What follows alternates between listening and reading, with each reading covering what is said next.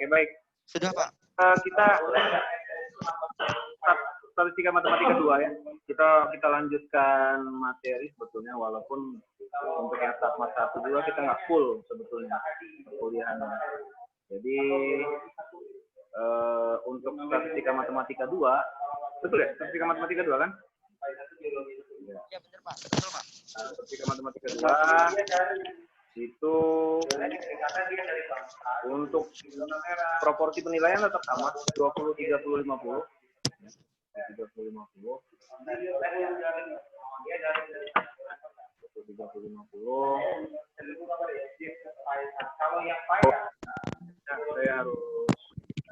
Saya harus pindah dulu. Ini saya mau ngajar mau. Ya Bapak sih kenapa di sini aja.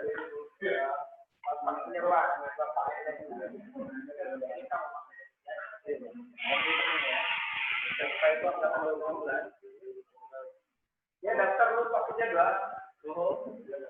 Terlihat. Kalau beda biologi kuliah sama.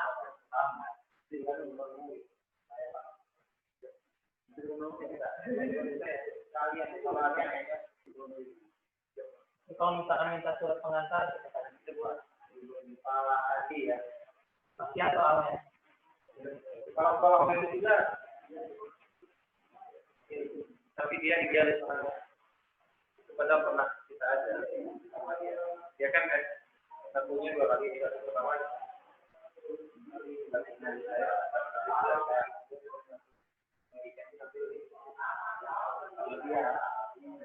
Dia dan ini saya tapi yang pakai dia kalau Pak Hajinya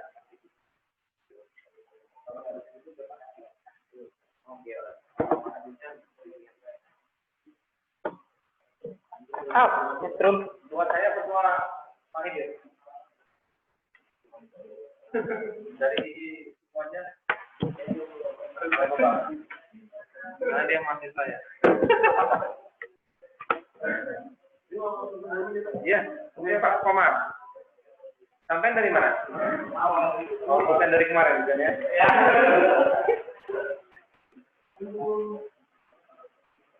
Belum dapat juga dia sekolah.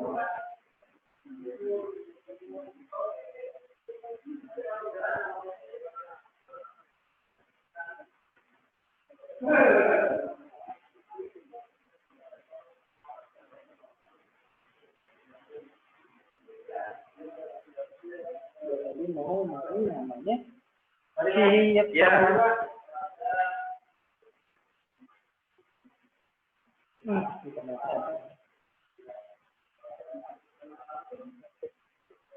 Tadi pakai W kan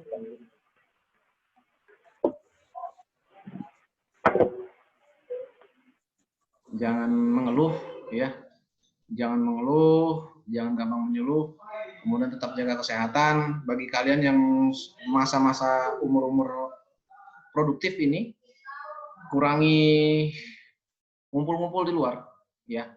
Kurangi ngumpul-ngumpul di luar. Kalau terpaksa ngumpul ya tetap pakai masker di luar ya. Karena kita nggak ada jaminan kita ini kebal dari virus corona khususnya ya. Oke baik, itu tadi yang 20, 30, 50. Dan referensi yang kita pakai tetap bukunya adalah buku Casella Berger dan Hock and Craig. Jadi kalau kita ambil Casella Berger ini, maka kelihatan ya? Semua kelihatan oke? Kelihatan Pak. Oke. Kelihatan Pak, kelihatan. Kita mulai dari, udah punya semua kan ya? Sudah saya share ya? Kita mulai dari bab semua konsep dari statistika matematika, baik statistika matematika 1 atau statistika matematika 2, ujungnya nanti adalah pendugaan atau estimasi. Karena kita tahu bahwa statistik itu sendiri adalah penduga daripada parameter. Parameter adalah ukuran karakteristik dari populasi. Ya. Nah, maka konsep di ujungnya itu selalu kita bicara tentang estimasi atau pendugaan. Pendugaan suatu nilai yang berhubungan atau ujung-ujungnya adalah menginference atau mengambil kesimpulan untuk menduga karakter dari populasi itu sendiri. Kalau karakter populasi itu nilainya disebut sebagai parameter. Sedangkan kalau statistiknya itu nilai dari sampel.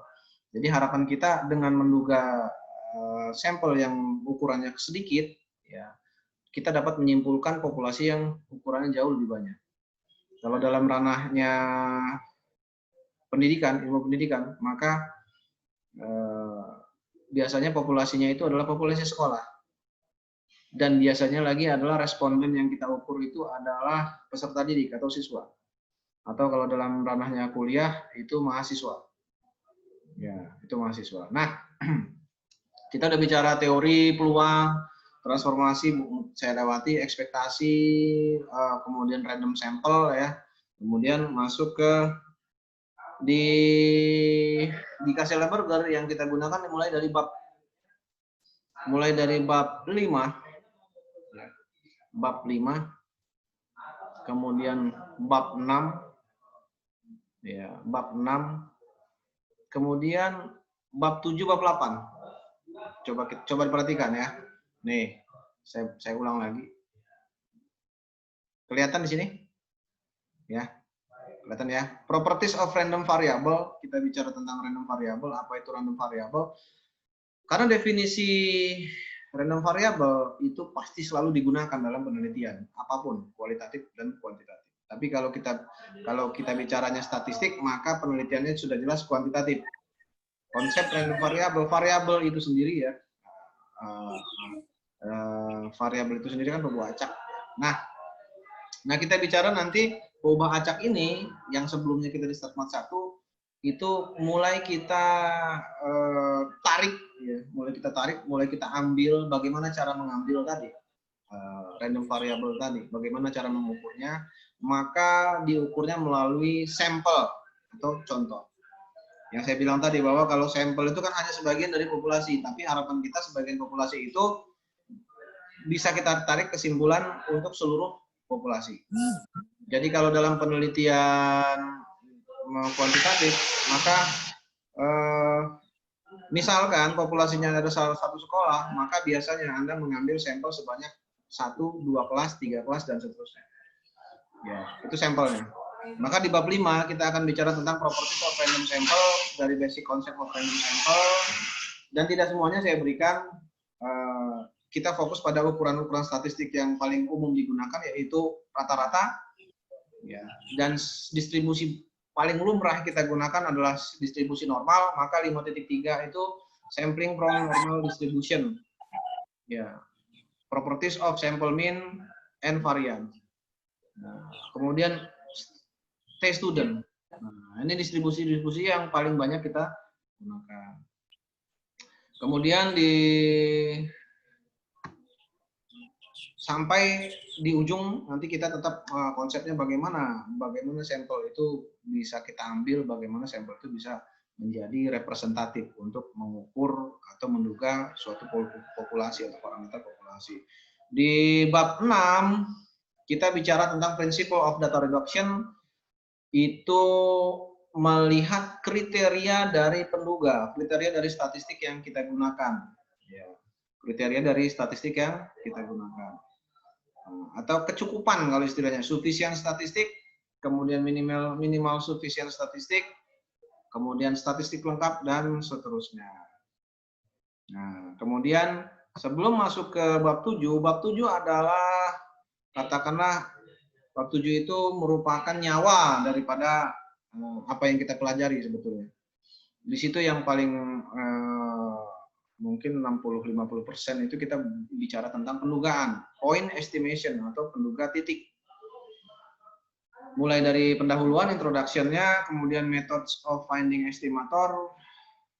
Kita untuk bias saya lewati, nanti bias kita nggak pakai bias estimatornya.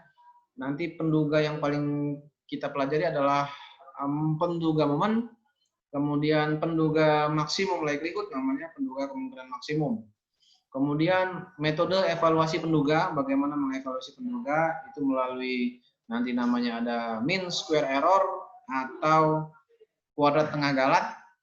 Kemudian best unbiased estimator, penduga tak bias terbaik. kemudian sufficiency and unbiasedness. Loss function saya lewati, nanti tidak kita pelajari. Kemudian di bab 8 itu terakhir adalah ini adalah persiapan Anda, pembekalan Anda untuk nanti untuk mulai menyusun skripsi ya. Karena kalau penelitiannya kuantitatif maka biasanya selalu ada yang namanya pengujian hipotesis. Mulai dari definisi hipotesis itu sendiri apa, kemudian bagaimana metode untuk mencari pengujian itu dari likelihood ratio test, kemudian Bayesian test,